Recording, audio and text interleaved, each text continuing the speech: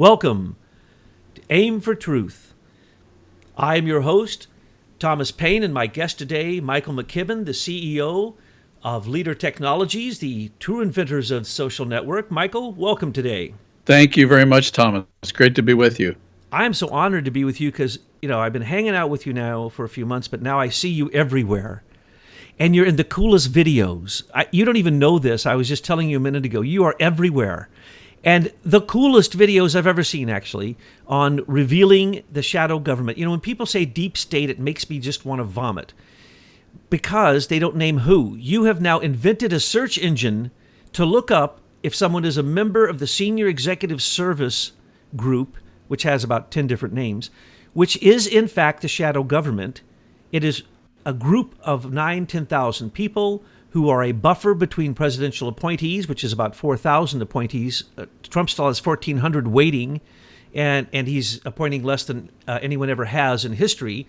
And he's let 33,000 federal employees go, and nobody noticed. So what we want to do is we want to highlight the fact that you and your friends, through Americans for Innovation, have created a search tool to be able to look up to see if somebody is a senior executive service member. Now remember, for those who don't know, SES members get paid more than anybody else. They start off with a vice president salary and go up from there. Nobody knows how much they get paid. They get yearly raises. They can't be fired. They go from job to job they're not qualified for. They're appointed. They're there forever because even the president can't technically fire them outright. And that's why you have a Bruce Orr, the leaker from the Department of Justice. All they did was demote him. That's why you have a Peter Strzok, who I haven't looked him up, but I would assume that both Strzok and Page are probably SES of some degree. And then they're just changed. Their job has changed. That's why Andrew McCabe, at first, when Jeff Sessions said that he must be fired, Christopher Wray said, who Christopher Wray is an SES member, said about Andrew McCabe, who is an SES member, no, I'm not going to fire him. If you fire him, you'll have to fire me too. And so McCabe stepped back, though there are 4 criminal investigations going on with him, and the Michael Horowitz little tip of the iceberg that he did a few things wrong, which Comey, his boss, did 10 times more than that in front of everyone.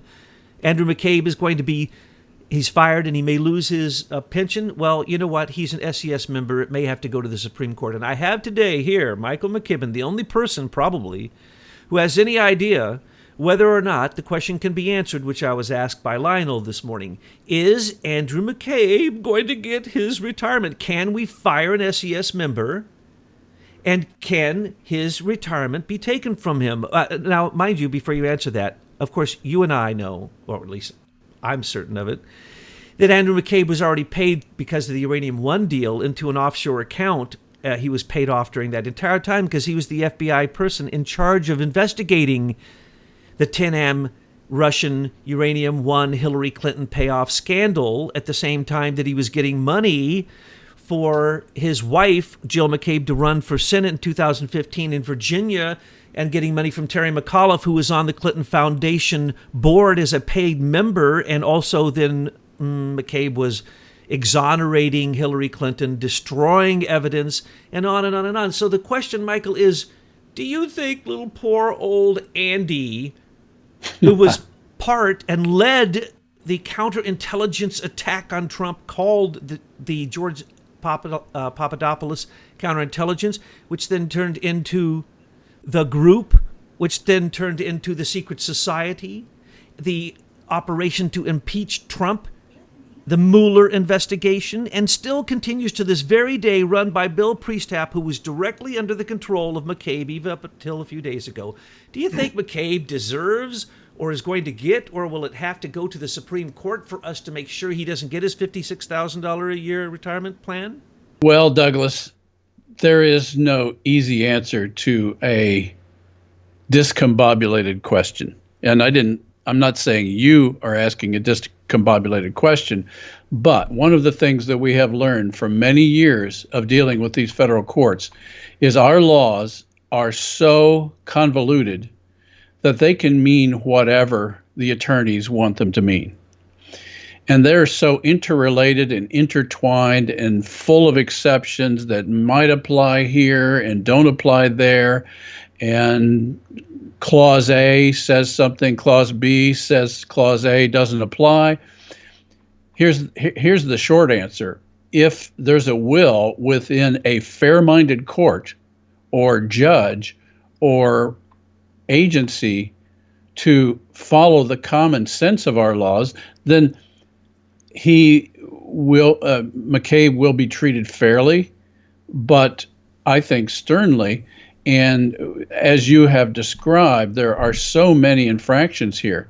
The ones that Attorney General Sessions chose to act on, okay, fine, he picked one to act on. I certainly hope as a citizen that that's not the end of the story. But whether or not the courts will fairly and impartially adjudicate this situation is totally up to the attorneys themselves. And at this stage, the attorneys that are there, that we can see from this SES document, that in the last 8 years, 24 inspectors general have been inserted into the process in each agency. I think it was 24. Don't quote me on that. It was either 24 or 26. And it's clear that these inspectors general are there not to find justice and equity.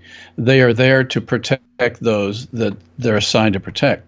So my skepticism is that Mr. McCabe will be protected by this judicial system, and the Supreme Court's a part of it. So to the extent that we think that there is a court of appeal, I think we're being naive. The system since 1978, when the Senior Executive Service was created, has clearly been taken over by corporate interests who are driving corporate interests, contracts, the judicial system toward the ends that they want to create. So the short answer is, in a fair court, yeah, he'll be treated properly. In these courts, I doubt it. Plus, you've pointed out one of the most amazing things, that law in 1978 when they rewrote the Civil Service Reform Act, and they created 3 branches of the civil service and then basically a secret branch called the SES. But inside of that document in 1978, they described the office of the Inspector General, the office of this special counsel.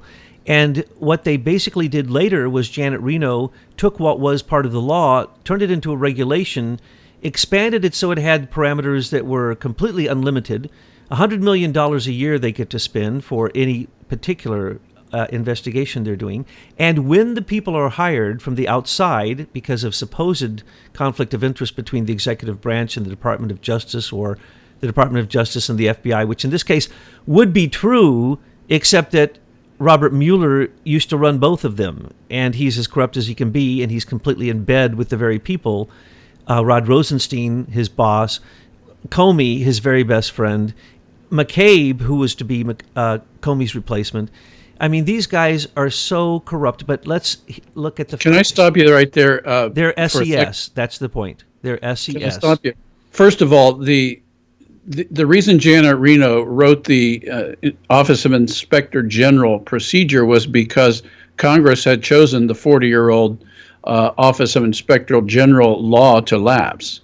So a law became a procedure where all of the transparency regulations that Congress had put in that office were stripped out. So it became totally a little Gestapo within the Department of Justice. So the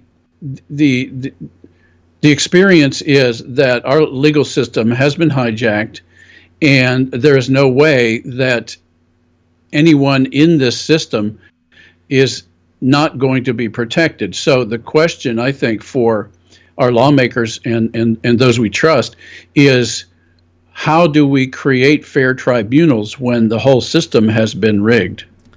Well, the grand jury concept is only used in 2 countries in the world, Liberia and America, and it's the old Star Chamber. It's when you need an elite protected, you go outside of the law, you create this special court called a grand jury indictment. And let's remember, Peter Strzok's very dear friend, who he and his girlfriend, Lisa Page, who should have been fired for breaking their security contracts, which they have to sign to be an FBI agent.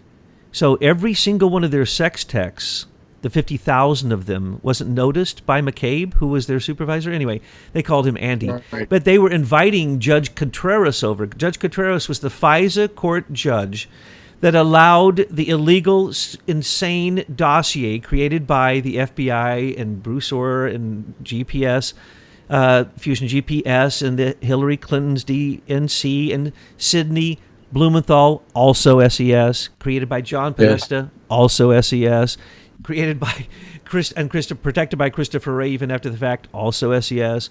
Andrew McCabe, also SES. These are people above the law. Sheryl Sandberg, on and Facebook, on and on. SES. All these criminals.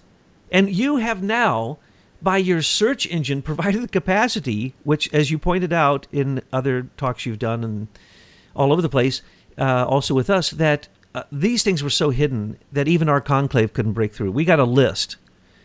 That's all we got. We didn't get the full list, and we didn't get all the information. Can I share with you one of the huge issues that's just popped out of looking at all those documents together? I mentioned it earlier, but the number is 25. In the 2012 and the 2016 report, the numbers of jobs jumped dramatically by 40% in 2012. And the big addition to the people employed by the SES are 25 offices of inspectors general in each of the agencies that weren't there in prior years. Horowitz has 500 people on his staff and an unlimited amount of money, and all he was able to find, unbelievable. Remember, they've shuffled to him all the complaints from the Congress. So Horowitz is supposed to be inspecting and looking at the corruption, partisanship. Okay, that's all he comes up with at this point. Of course, he hasn't released his full report. But when they realize there's been a crime, it is the Inspector General's office, which you just pointed out, was added. They're all SES members. They're all lawyers being paid huge amounts of money, just like the corrupt Mueller team. Most of them come from WilmerHale, one of the most expensive and most corrupt lawyer firms in the world, and we're paying them those fees. At the early point, half a year in, it was $5 million. They can spend $100 million. So it was built in by Janet Reno to expand the parameters so that these just basically regulations can do whatever they want and no one can stop them, because now... Well, here's what we need. I'm sorry. Here's what we need. We need a return of common sense. Because anybody with common sense knows that these people are guilty.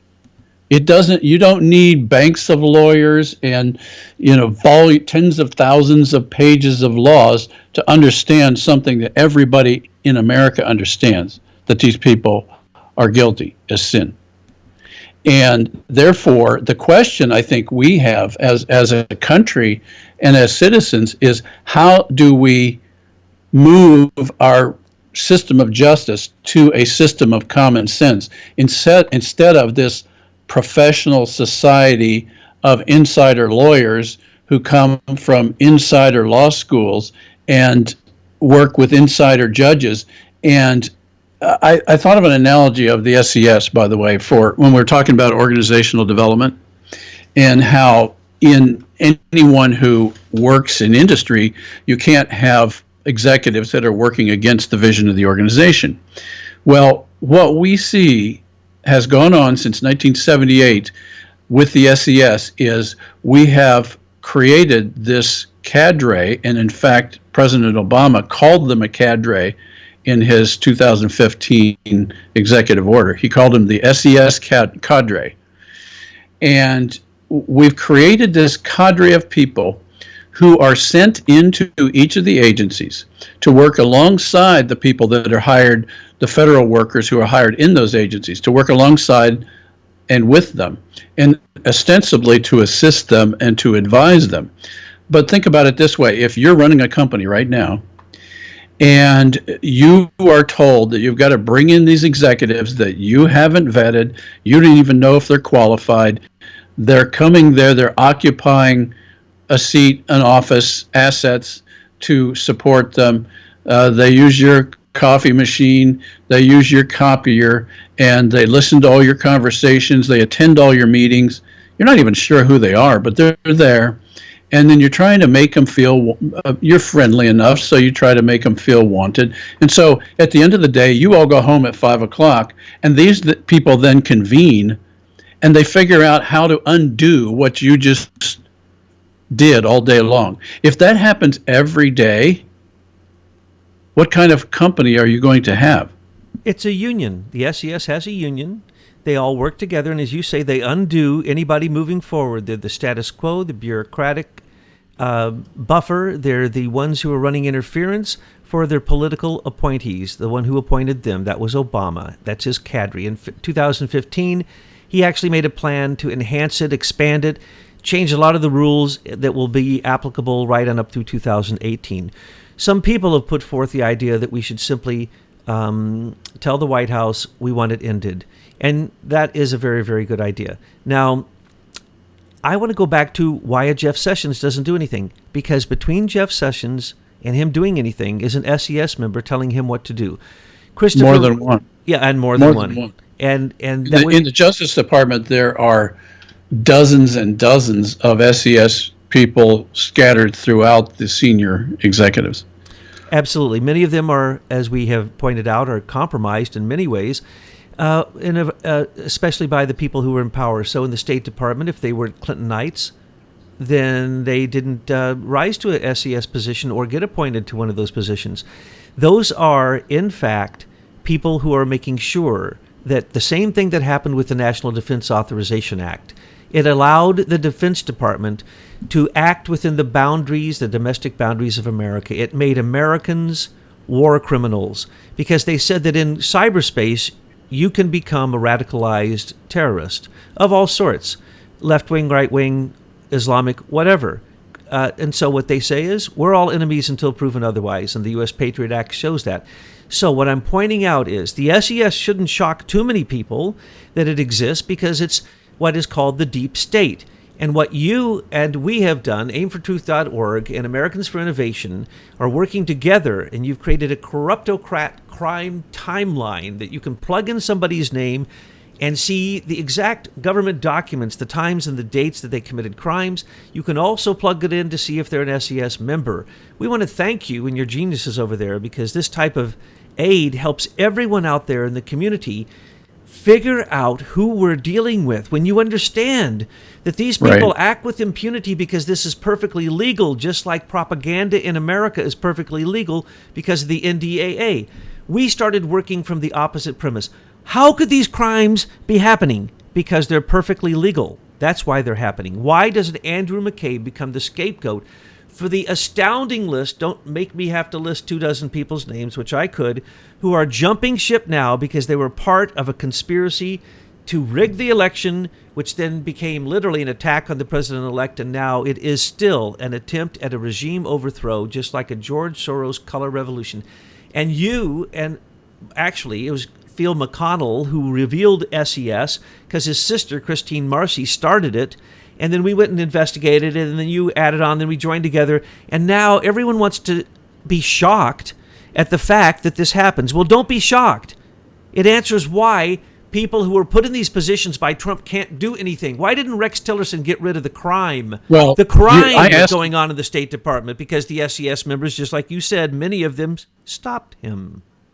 I asked you the last time we talked about this, why Congress hasn't told us about this group.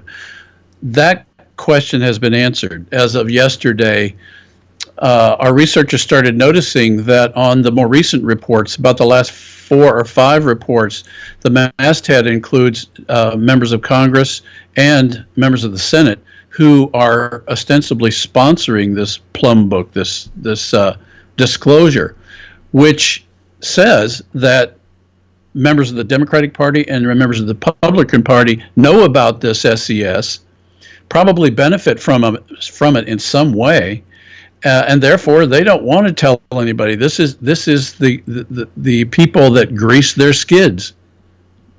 Absolutely. These are the political insiders, many of them being paid high salaries, standing next to somebody who knows much more than they do, that's been doing it all their life of their career.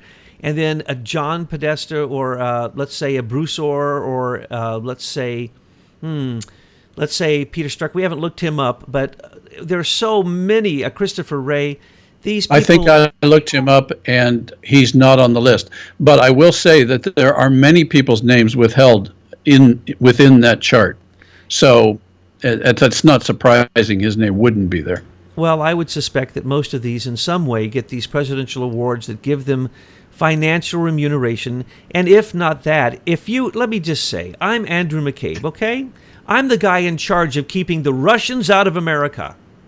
And for 10 years, I allow Vidam Minikin to rip us off in the uranium market completely, 100%, and send 10 spies into the deepest parts of the government, one of which said that they were sitting right next to Hillary Clinton. In other words, reading Hillary Clinton's emails from her open server, which I say was she simply gave out her passwords once you gave her money after she, as Secretary of State, allowed your country to have weapons be sold to you. Or other favors, like uranium favors, selling uranium rights, selling land rights, selling oil rights, selling gold rights. This is what the Clintons have been doing, and they have their finger in every single piece of the pie. And so, Andrew McCabe was Hillary Clinton's front man. He is the one who covered Thomas, for think her. about this. Thomas, think about this. You want to communicate with these 8 to 10,000 people in the SES, some of which are your employees. And what better way than to have a private server to communicate with them off of the official systems, therefore it doesn't become an official record. I sincerely doubt that many of these people even had a top-secret security clearance granted to them, because you don't have to have one to be an SES member. You could be Putin's daughter, and you could get a job as an SES member. You don't have to give your criminal background. You don't even have to state whether you are a U.S. national. You don't have to prove anything. You could be anyone. Can I interject another Yes. name that just emerged from one of our researchers? In 1996, that report was horribly fragmented within the federal record, but our people have been putting it back together. In the Federal Energy Regulatory Commission, one of the SES members, let me get that page, one of the SES members was none other than your friend, Richard P. O'Neill. Dick O'Neill, Highlands Yeah. Forum. You're going to have to the great- educate people on who that is.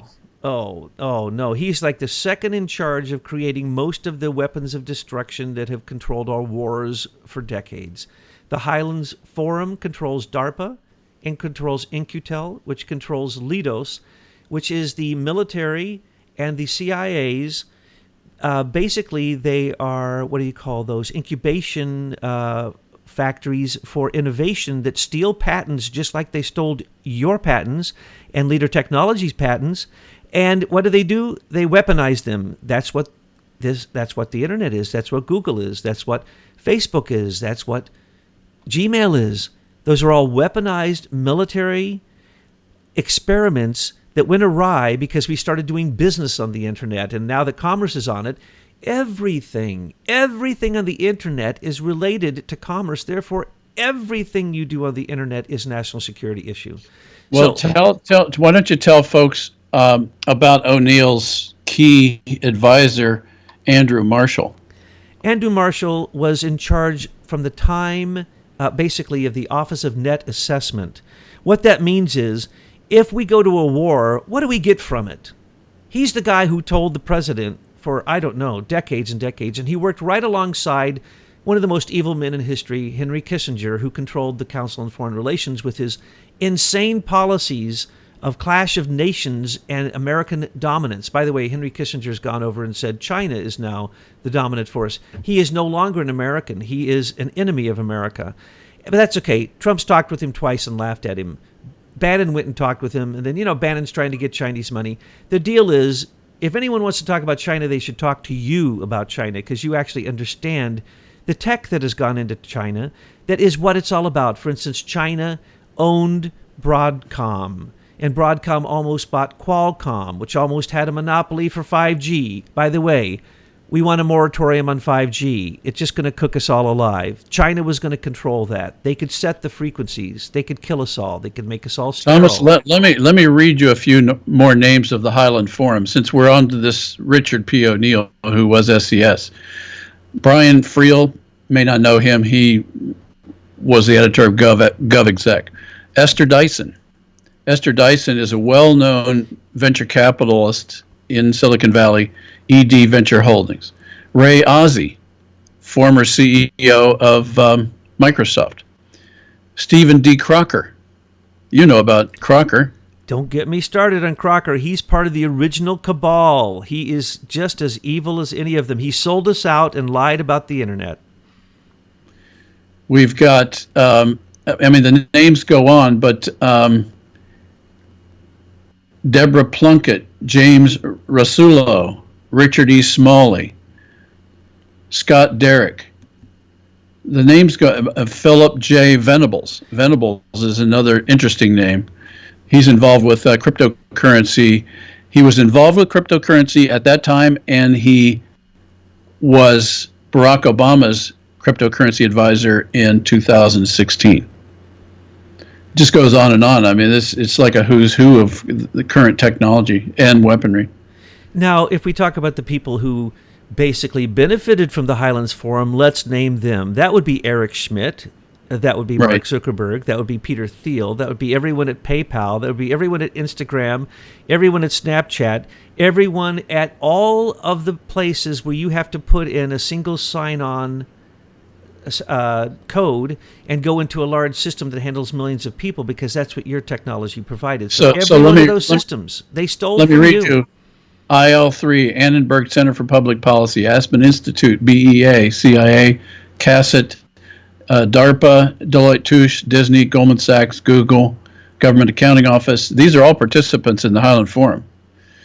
Harvard Business, Harvard Law, Harvard University, Harvard, IBM, Imperial College, it's in London, Independent Institute, Information Assurance, Infosys, J.C. Penney's, Johns Hopkins University, McKinsey & Co., Microsoft, MIT, National Defense University, National Security Agency, National Security Council, Procter & Gamble, Rand Corp., CERN, Rice University, Santa Fe Institute, SAP, Singapore Ministry of Defense. That's an interesting one.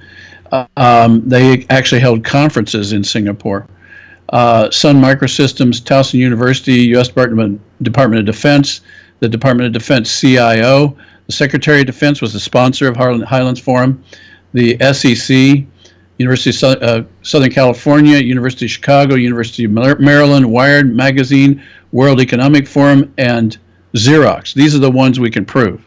And those are the people who took taxpayer dollars, created from stolen patents, weapons, created source code that then had backdoors in it. So everything that you just named, those are people in complete complicity with backdoors, zero-day codes, complete surveillance. If you are part of the group, you must be part of that. These are weaponized tools given out for free as open source once they put the backdoors in them. So when we talk about social networking all exploding in a short period of time, that's because DARPA and In-Q-Tel released the patents that they stole from you that had been ran through IBM Eclipse Foundation and then given to cardboard cutout silicon boy kings who are all fake, almost all of them, and then a few evil people like Eric Schmidt. And then they made billions off of the fact that U.S. taxpayer dollars created these things, but then when they went public, these insiders got the money. This is the standard operating procedure. It is even, in many cases, legal, as you've pointed out. There are laws that allow this to happen. It could all come to a screeching halt by simply looking at the antitrust laws that already exist, anti-monopoly laws, and simply paying Leader Technology for what IBM Eclipse Foundation says they can't find, which is the original source code. Funny, you have it, and you already filed patents and copyrights and everything else on them. So the deal is They owe you, and when they pay you, they admit their guilt. So when the government pays you, when Trump signs the check through the Miller Act to pay you for the stolen intellectual property, which he is big on right now, and he wants Americans to get it. Let's remember, almost every name you just named that was part of the Highland Forum is a globalist. They're transnationalists. They are internationalists. They've sold out America. They serve both sides of the fence. They are warlords. Yeah, the tide of the SES is now coming into view. These are the groups and the executives that go with them. The question we always had was, until I met you, that was still a gap in how they organized all this.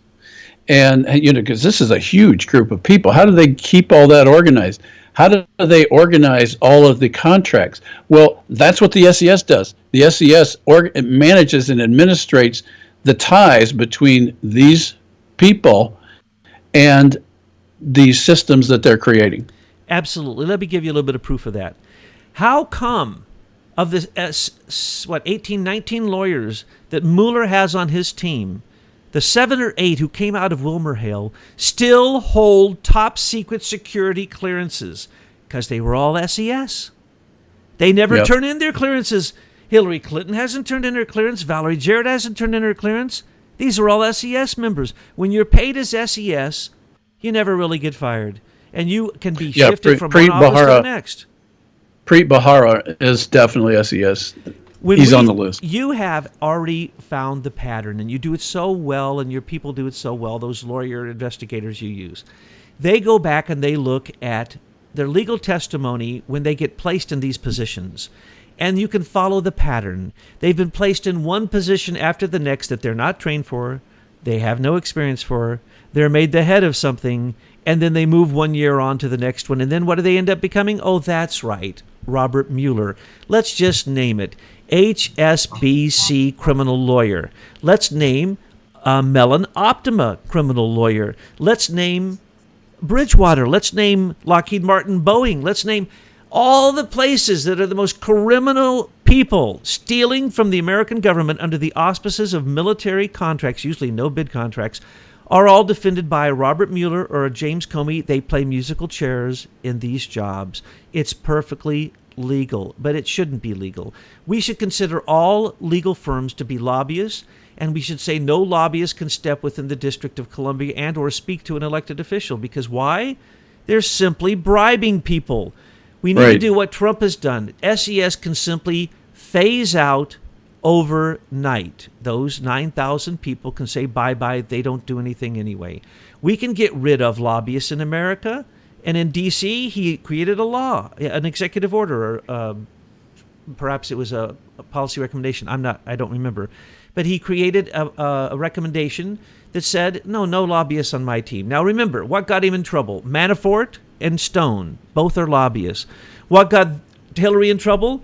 Podesta and his brother, Tony, both lobbyists. What's getting them in trouble? Oh, Fusion GPS, they're lobbyists.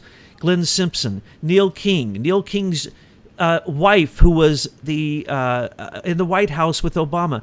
The corruption is thick as a brick. It only takes a few people being shuffled out of Washington, D.C., and President Trump becoming the sheriff of the District of Columbia and using military tribunals to go after the people who have attempted to assassinate him repeatedly, which people haven't even heard of, and also the people who are responsible for 911 and killed all the people on 911. That would be Robert Mueller, would be, along with Dick Cheney, probably the two most complicit people and the biggest culprits of that day. So it's easy. We can do this.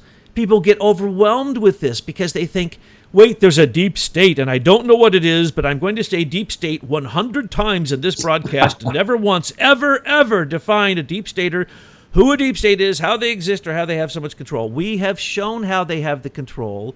We've shown how they have the control over every single moving device in this country, because between you guys and us, we came up with Hillary Clinton's connection with the QRS-11, also through Field McConnell, who showed us that every single plane, that 911 could not have happened because every plane in America has a QRS 11 or 14 in it, which is an uninterruptible pilot that can take over any plane and steer it no matter what. And the second your transponder goes off on a plane, and Field has demonstrated this, the QRS-11 or 14 and the other systems that are connected to take over your plane, and you cannot unlock it. So when the transponders went off that day on those planes, sorry, as I have said from day one, impossible. Not possible unless it was being directed by the United States government. As we know, there Well, never mind that there was a major Homeland Security war game going on at the same time. multiple Air Force war games, and that caused Dick Cheney to say in the investigation led by Robert Mueller, what did he say? We had no aircraft on the entire East Coast that had live ammunition to defend us against those planes. That was his defense. When you look at the commission's report, it's just like the Warren Commission report. Who was the charge of the Warren Commission report? Alan Dulles, the person who killed Kennedy, was then put in charge of the Warren Commission. Who was put in charge of 9/11 investigation? That was Robert Mueller, who was taking a few days off beforehand, hadn't taken the job yet because he was having appendicitis, and therefore could claim complete culpability, complete lack of culpability, and plausible deniability, because he was still tending his supposed appendicitis, and then came to work and found immediately it was all terrorism, recommended the U.S. Patriot Act, and has taken over our civil liberties since that day, and to this day is attempting an overthrow of the president because his candidate, Hillary Clinton, did not become the Queen of North America, because America would not have existed after one single term of Hillary being president, and that's a fact. We all know that because you can read the intelligence report that describes Hillary's actions during the election, before the election, and also predicted Donald Trump, which we pointed out again and again. So these things are literally government documents, and that's what we love about what you guys do. Everything on your Corruptocrat crime line timeline is, in fact, indictable information. And what you've now done with a search for SES is just beautiful, because you couldn't have found out who was SES no matter what you did. You would have had to have been John Podesta to find out who SES was. Matter of fact, 48,000 names. Yeah, well, you know why? John Podesta was the person in charge of the presidential appointments for the last three presidents before Trump. He's an SES member. He chose SES members, yes. And those who were corruptocrats, he made SES members. And through the Obama administration, as we know, purged them and got out 4,000 of them and got 4,000 new Obamaites in to set up for Hillary. And now Trump, that's who Trump gets to work with. And then a further buffer for them were these 25 inspectors general in each of the departments, which further confused and frustrated any type of justice. And so one of the things that really bothers me as a person is the fact that common sense is not even talked about, and that we've gotten so used to watching people lie and listening to their lies, that there seems like there was a day, and maybe I'm just fantasizing, but there seems like a day when a clapper who would get in front of Congress and just completely lie about the NSA's surveillance on American citizens, and yet now he's a CNN commentator. That says something very bad about our society. That demonstrates that we have pointed out the corruption between the corporate intelligence and the military intelligence, and that was General Flynn's war that he brought with Trump, and that's why General Flynn was knocked out, and that's why every single corporate intelligence person in America should be fired tomorrow. They work for intelligence agencies that work for our enemies. Do you realize that the largest intelligence agency in America is not military? It is Lockheed Martin, who Comey worked for. That's who he's working for right now. And his messages, those are CIA disinformation messages, that the truth will come out. Oh, soon when my book comes out, when my propaganda book comes out, it's going to prove that Trump was the corrupt one. This is the guy who admitted that he leaked and lied, and then later said, that guy was my lawyer, so I have, attorney-client privilege. Lie, lie, lie. 28 counts of treason we have him on, and that was without doing any serious research. That's just the stuff that bothered us that came to the top of the news. Comey is one of the most corrupt people that we've ever seen, and he learned from his boss, Robert Mueller. We did intelligence reports on them before Comey was fired, before Mueller was ever chosen as special counsel. We predicted all of that. Why? That's the normal path of corruption. It doesn't take anything but cleverness, not wisdom, and certainly not true human intelligence, perhaps clever mechanical machine intelligence. And that's what they've been counting on, that they could use the MSM, the mainstream media, to simply propagandize us, put us to sleep, and make sure nobody wakes up. And when they do, we'll have make an official statement. For instance, who is that official who's speaking for Jeff Sessions and Rosenstein now?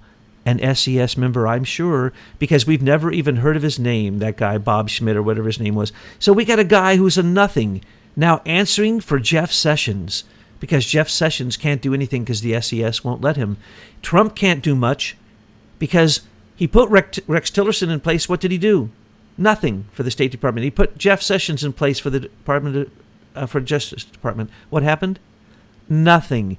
One of the things that what you just said reminded me of was St. Paul in Romans 1:25. He said they exchanged the truth about God for a lie and worshipped and served created things rather than the Creator, who is forever praised. Amen. And you're describing a society where the lie is being pressed as the truth throughout our mainstream media and throughout much of our culture, not all of our culture, thank God. Michael, you're a good guy, and you weren't in the NSA, and you didn't work for you didn't have to get underneath the control of an inspector general investigation, which I can tell you none of them ever work out. They're just internal agents to cover up stuff. And so what you just pointed out is what is now called falsehood politics, or the age of post-truth. And this is an accepted reality in the intelligence community, that you tell a lie and another lie. And in the end, the lie that you tell may be the truth, but it may get you off because you used it as spin. These are the narratives that they work with. And these are CIA subterfuge. This is espionage being used as propaganda, yellow journalism on our own people. And you, being a very honest and good person with your company, and the geniuses who came up with this, and it's now all over the net. If you haven't plugged in a Google for Americans for Innovation, which is a site that supports your cause, it's an amazing thing. It's one of the most amazing things on the internet. And on that site, and connected to our site, aimfortruth.org, is an ability that they came up with to be able to search who exactly the deep state is. Let's no longer say deep state. Let's name them, and let's name them for exactly what they've done, for their crimes and their biographies and their setups and their SES path, which we have now nailed. And SES, you're on notice. American Revolution is coming after you. What we have to do is, as you've said many times, raise our consciousness. We've got to stop making everything in our economy a weapon, because that ends up enabling bad people with no character, people with no morals, evil people. And as long as we keep doing that, we're going to keep getting the same result. So what we've got to do is raise our standard to one of truth and common sense, and things that are written in the Constitution but have been actively, it's evident, they've been actively thwarted by very clever people over, 100 years? For sure, 100 years. And they have just been adding layer and layer upon layer of lies and misdirection and untruth and deception, to the point where we have a legal system that can indict a ham sandwich if it wants to, or it can totally persecute an honest person with the same laws.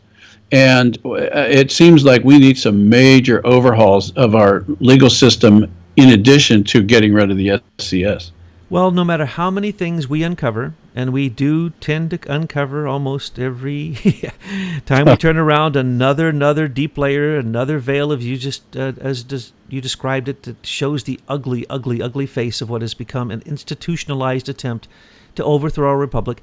But the simple and the good news is that if you can come up with a new leader and you can come up with new archetypes and you can simply say the following: we will follow the rule of law until that law is changed, just as Trump has done in almost every single case that he has won. It's very simple. The corruptocrats go down when we institute the rule of law, and we want to absolutely salute you for the 17 years of struggling against this group and now getting to enable others to name who these people are and to see their crimes on your timeline. So we want to salute you and your group of hundreds of people like this who support leader technology, and also the group that supports Americans for Innovation. And we want to thank you for your patriotism and just say thank you so much for helping us defeat the Purple Revolution and to really answer the call of our duly elected president to be the Minuteman of the new Second American Revolution.